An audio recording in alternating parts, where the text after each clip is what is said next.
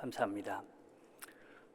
제가 전도달 시절에 다니던 교회가 대신동 교회라는 곳입니다. 그 교회를 가려면 반드시 터널을 지나가야만 했습니다. 그 당시에는 터널 안은 정말 너무 공기가 탁해서 그곳엔 숨을 쉴 수가 없었습니다. 그래서 대부분의 사람들이 그 터널 안을 들어가면 숨을 다 멈춥니다. 그리고 참고 있다가 터널을 나가면 문을 열고, 그리고 사람들은 쉬 하면서 숨을 내쉽니다. 여러분, 왜 사람들은 그 터널 안에 들어갔을 때 숨을 멈출 수 있었을까요? 그것은 그 터널 끝이 있다는 것을 확신하기 때문에 그렇습니다.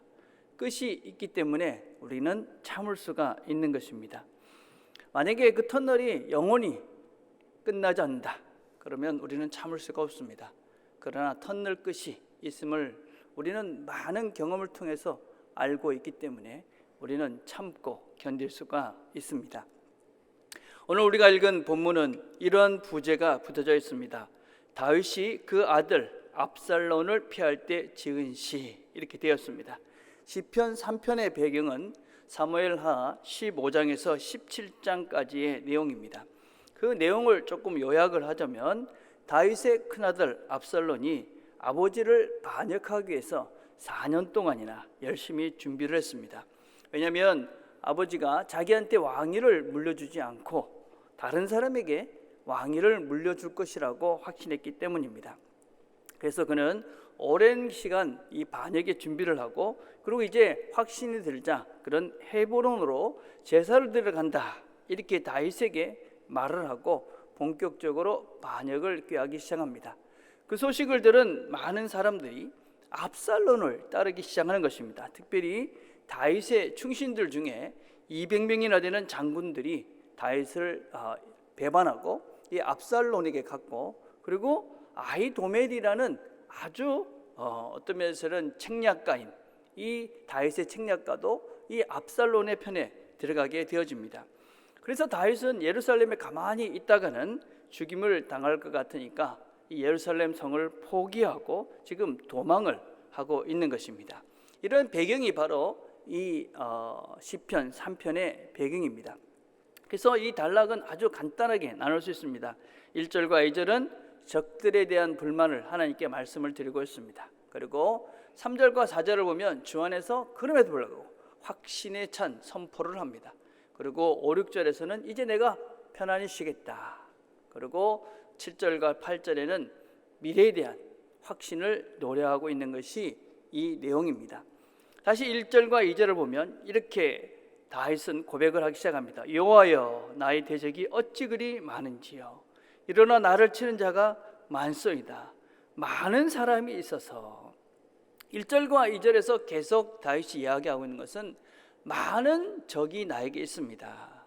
세 번이나 계속적으로 반복적으로 많은 적들, 많은 사람, 또 일어나 나를 치는 자가 많다라고 이야기합니다.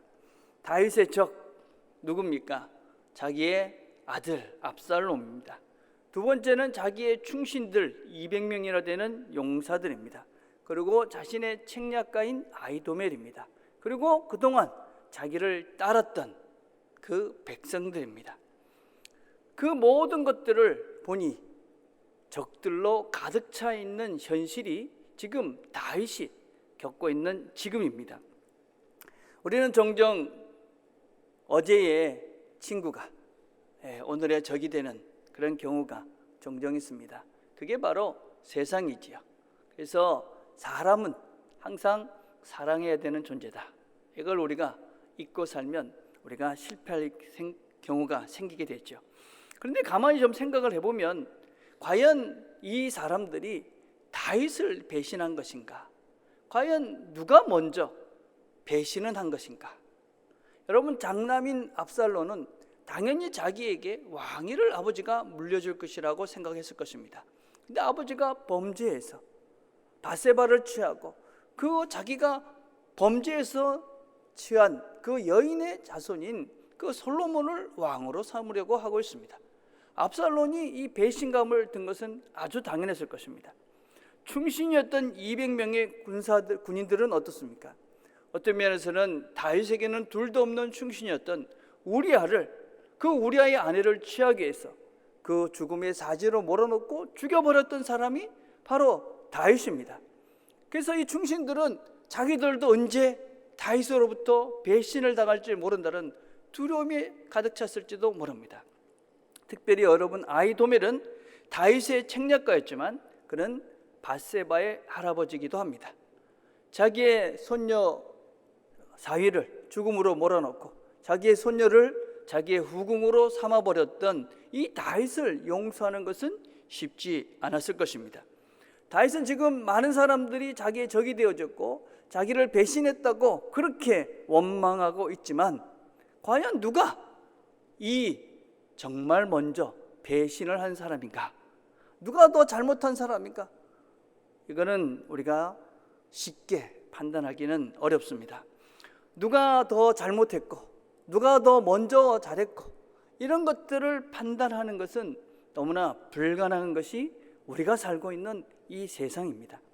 우리는 수많은 일들이 이렇게 저렇게 엮이고 설키고, 내 실수와 너의 실수, 어떤 면에서는 내가 아무리 잘한다 할지라도 그것이 너에게 해가 되기도 하는 것이 세상 일입니다. 그래서 하나님은 우리에게 판단하지 말라, 판단하지 말라, 비판하지 말라, 비난하지 말라. 너희들이 할 수 없는 것이다. 무엇이 옳은지 무엇이 틀린지 분별할 수 없는 것이 우리다. 그래서 우리는 하나님만이 판단하실 수 있는 분이다. 그래서 우리는 판단하지 않고 그 모든 것들을 하나님께 맡기는 것이죠. 그래서 우리는 하나님의 말씀대로 사랑하려고 애쓰는 것이지, 판단하고 정죄하는 자리에서 벗어나야 되는 것이 우리의 본성이다라고 할 수 있습니다. 다윗은 근데 적이 많습니다, 많습니다 이렇게 이야기를 하면서도 정말 자기의 걱정은 또 다른 것입니다. 무엇이라고 말합니까? 2절에 보니까 많은 사람이 있어 나를 가르쳐 말하기를 저는 하나님께 도움을 얻지 못한다 하나이다. 많은 적들도 문제지만 그것보다 더 큰 문제는 하나님이 너와 함께하지 않는다. 하나님이 더 이상 너를 도와주지 않을 것이다. 이제 너에게는 하나님이 없다라고 말하는 것입니다. 다윗에게 진짜 문제는 바로 거기에 있었던 것입니다. 우리가 신앙생활을 하면서 우리 각자는 다 실수도 하고 죄를 짓습니다. 우리가 걱정되는 것이 내가 하나님께 벌을 받았어. 물론 하나님께 잘못하면 징계를 받을 수도 있습니다. 그러나 이 하나님 아버지의 징계가 하나님의 부재, 하나님이 없는 것으로 이어져서는 안 됩니다. 여러분, 성경에 나오는 신앙의 선배들이 우리에게 계속적으로 말씀하는 것은 무엇입니까? 우리의 삶에는 문제가 있다 하는 것입니다. 우리가 억울한 일을 당할 수도 있다는 것입니다. 죄로 인해서 고통을 당할 수도 있다는 것입니다. 수많은 적으로부터 공격을 당할 수도 있다. 배신을 당할 수도 있다. 억울할 수가 있다. 아프기도 하다 이야기합니다. 코로나19처럼 우리가 도대체 이해할 수 없는 이런 사태가 벌어지기도 합니다. 그럴 때 믿음의 사람인 우리에게 요구되어지는 것은 무엇입니까? 하나님을 우리가 믿는다는 것은 어떤 사람을 믿는 차원과는 다른 천지를 창조하신 창조주 하나님을 믿는 것입니다. 그것은 우리가 하나님께서는 이 세상을 만드셨고 또 이 세상을 이끌어 가신다, 주관해 가신다 하는 것을 믿는 것입니다. 우리는 이런 사태를 보면서 우리가 하나님께서 또한 이유가 있을 것이다, 이런 믿음을 가지고 이 현상들을 보는 것입니다.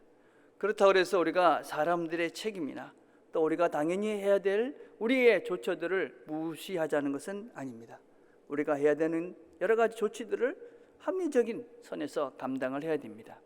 그러나 이러한 잘못들을 보면서 신천지의 잘못이다, 이단의 잘못이다, 정부의 잘못이다, 이런 것으로만 우리가 모든 것을 몰아간다면 역사의 주관자 되시고 우리의 세상 생각 너머에 계시는 하나님을 믿는 우리의 태도는 아닙니다. 우리는 천지를 창조하신 하나님을 믿기 때문에 이러한 사태를 보면서도 또 다른 가치관으로, 또 다른 눈으로 문제를 봅니다. 그동안 의식 있는 한국의 많은 교회 지도자들은 한국교회를 사실 많이 걱정했습니다. 무엇보다도 신학적인 걱정이 많았습니다. 성경을 단지 문자적으로 읽는 문자주의, 율법주의, 이런 신학에서 벗어나지 못한 낮은 수준의 신학, 목회자, 이런 것들이 여러 가지 문제들을 양산하고 있었습니다. 특별히 성경을 역사적으로, 문화적으로 상황과 문맥을 고려하지 않은 잘못된 성경 해석은 이단을 양산하는 그런 근본적인 이유를 제공했던 것이 바로 한국교회의 신학입니다. 한국에 생기는 수많은 이단들의 특징은 한결같이 성경을 문자적으로 이해하고 선택적으로 성경을 택해서 자기들의 이론을 삼고 있다 하는 것입니다. 그러나 하나님께서는 이런 이단들을 통해서 교회를 깨우셨습니다. 그래서 잘못된 신학을 바른 길로 인도해 가셨고, 그리고 잘못된 이런 이론들을 바르게 정립해서 교회가 올바른 길로 갈 수 있도록 인도해 가신 것이 바로 교회의 역사입니다.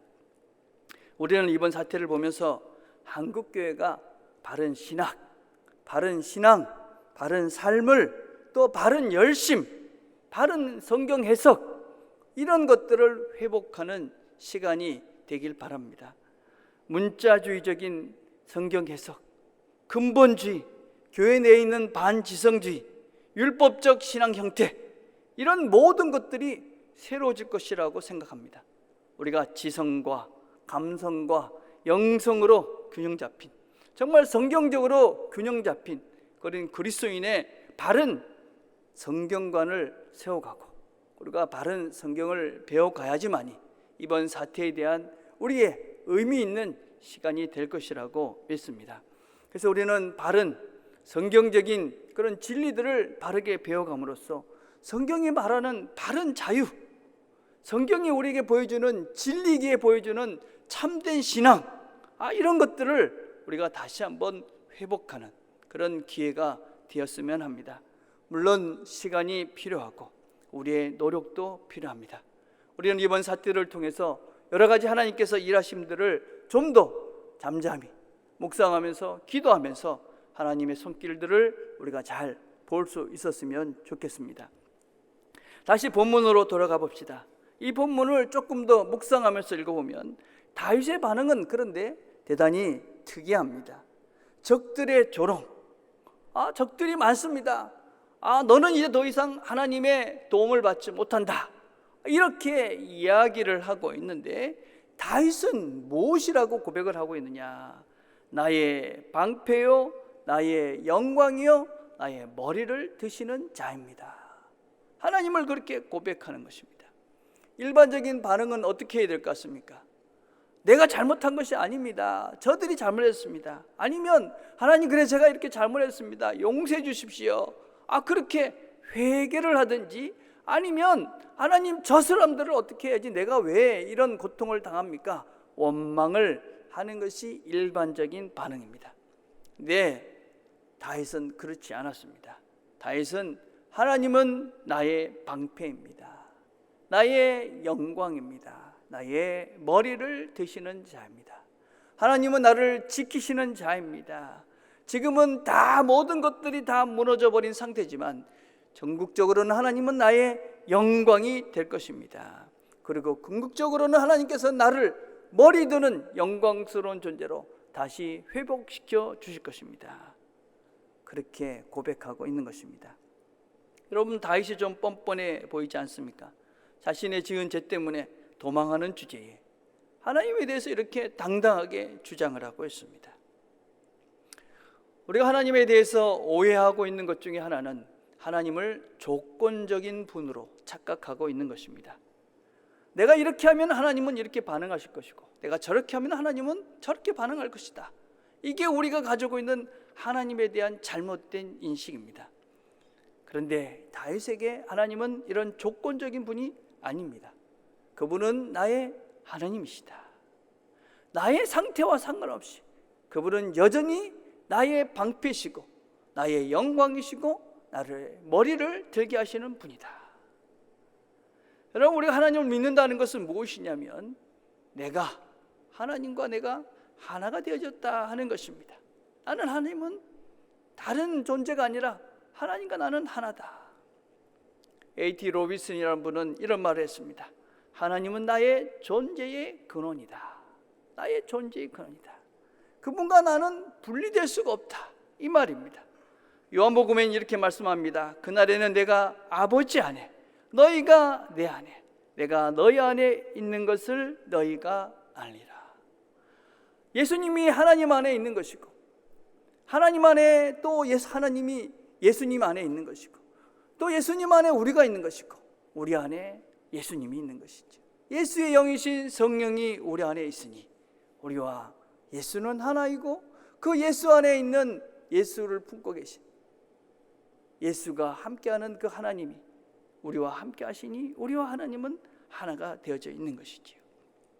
그래서 우리와 하나님은 하나시기 때문에 포기할 수가 없는 것이죠.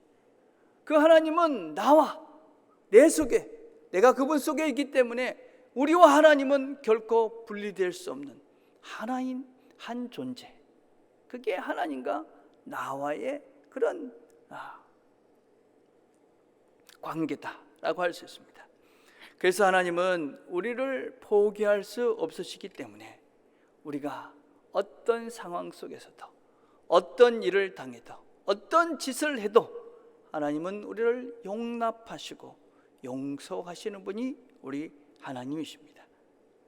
다윗은 이 하나님을 알았기 때문에 잘못을 해도, 죄를 지어도 포기하지 않고 자신을 지켜주실 그 하나님을 그가 고백하고, 그리고 결국은 나를 새롭게 회복시켜 주실 것이다 라고 자신 있게 선포를 하고 있는 것입니다. 우리와 하나님이 하나다. 그렇기 때문에 우리는 우리의 삶을 함부로 할 수가 없습니다.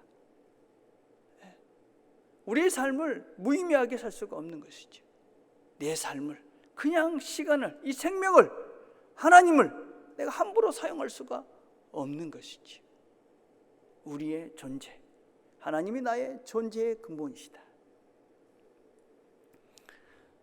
3절 4절에 보니까 그렇게 얘기합니다. 내가 나의 목소리로 여호와께 부르짖으니 그의 성산에서 응답하시는도다. 셀라. 셀라라는 말은 멈춰서 들으라, 그런 의미로 해석할 수가 있습니다. 읽는 이가 잠깐 멈춰서 생각을 하고 이 내용을 묵상해 봐라, 그런 것입니다. 다윗이 지금 성산에서 하나님께 부르짖으니까 하나님이 응답하셨다, 그렇게 지금 고백하고 있는데, 너희들도 한번 멈춰서서 이 다윗의 고백을 들어봐라 하는 것입니다. 하나님은 우리의 부르짖음을 못 들을 수가 없습니다. 그래서 우리가 멈추어서 그분께 우리의 부르짖음을, 우리의 마음을 쏟아놓을 때 그분께서 들으시고, 그리고 그분은 응답해 주십니다. 그렇게 들음을 확신한 다윗은 이제 달라집니다. 뭐라고 이야기합니까? 5절에 보니까 내가 누고 자고 깨었으니 여호와께서 나를 붙드심이로다. 이제 하나님께 간구했으니 이제는 쉬는 것입니다. 수많은 어떤 적들에 둘러싸여 있지만 이제 문제는 해결이 된 것입니다. 이제는 하나님께서 내가 부르짖는 그 기도를 들으셨기 때문에 이제는 내가 쉴 것이다. 이제는 내가 잠을 잘 것이다. 우리가 될 대로 되라 하고 자는 것과 하나님께 맡기고 자는 것은 하늘과 땅만큼 다른 것입니다. 어떻게 되겠지 이렇게 주무시지 마시고 하나님이 알아서 하십시오, 이렇게 하고 주무시면 됩니다. 여러분, 이게 우리의 믿음이지요. 이런 배짱이 우리 신앙인들에겐 있어야 합니다. 하나님이 내 아버지이신데, 하나님이 내 안에 계시고 내가 하나님 안에 있는데 내가 뭘 그렇게 걱정하고 잠도 못 자겠냐. 오늘 이 날을 살게 하신 하나님께서 또 내일 깨워주실 것이고, 안 깨어지면 하나님 품에 있는 것이고, 그러고 자는 것이죠. 잠이 오지 않는 일이 있다. 그러면 기도하고 잠을 자는 거죠. 자다가 또 그 일로 깨어나시면 다시 기도하고 자는 것입니다. 우리가 이런 시간들을 갖게 되면 고통이 은혜가 되는 것을 경험하게 되지요. 고통이 어떤 때는 참 큰 고통이었기 때문에 그 시간을 돌아보는 것도 힘들 때가 있지만, 뒤돌아봐 우리의 인생길을 보면 그 고통의 시간이 은혜였구나 하는 것을 우리가 경험상 깨닫고 있습니다. 그래서 맡긴다는 것은 쉬는 것입니다. 쉰다는 것은 사실은 공간을 비워두는 겁니다. 하나님께 우리의 공간을 비워두는 것이지. 터널에서 나오는 그 방법은 쉬는 것입니다. 잘 쉬는 겁니다. 그동안 우리는 참 열심히 달려왔습니다. 정신없이 달려왔을지도 모릅니다. 어디로 가는지도 모르고 달려온 사람들도 많았을 것입니다. 이제 멈추고 좀 쉬자. 쉼의 시간입니다. 7절과 8절은 이렇게 다윗이 마지막으로 고백합니다. 여호와여 일어나소서, 나의 하나님이여 나를 구원하소서. 주께서 나의 모든 원수의 뺨을 치시며 악인의 이를 꺾이셨나이다. 구원은 여호와께 있사오니 주의 복을 주의 백성에게 내리소서. 하나님의 결국은 우리에게 복을 주시는 분이다. 이것이 바로 다윗의 고백입니다. 다윗이 하나님을 믿기에 기도하고 내린 결론입니다. 복이라는 것은 마카리오스라는 말입니다. 행복이라는 것이죠. 행복. 여러분, 행복이 무엇일까요? 행복. 여러분, 얼마 전에 신문을 보니까 한국인이 느끼는 행복감은 100점 만점에 59점이다 그럽니다. 세계 성인들의 행복 지수는 71점입니다. 그런데 한국 사람들의 이 행복 지수는 59점. 143개 중에 118입니다. 우리가 국민소득은 상당히 높아져 가고 높아졌습니다. 왜 우리는 이렇게 불행하다고 느낄까요? 왜 행복하지 않을까요? 지금을 살지 못하기 때문입니다. 지금 쉬지 못하기 때문입니다. 지금 이 쉬는 시간에도 쉬지 못하고 근심과 걱정과 염려로 모든 것들을 그냥 불안한 마음으로 하루하루를 보내니 행복할 수가 없는 것이죠. 쉬는 사람은 하나님께 맡기는 사람입니다. 그 하나님이 나의 방피이고 결국은 나를 다시 한번 회복시켜 주실 분임을 믿는 사람들은 이 시간에, 지금 이 시간에 하나님께 맡기고 하나님 안에서 쉼을 갖는 사람들입니다. 하나님은 우리의 창조주 되시고 아버지 되시며 전능자이십니다. 우리가 그분 안에 있을 때, 내가 그분과 하나됨을 확인할 때 우리는 그분 안에서 진정한 쉼을 얻을 수 있습니다. 우리의 인생길에서 수많은 터널을 지나가긴 그 하나님께서 이 또한 지나가게 하실 것입니다.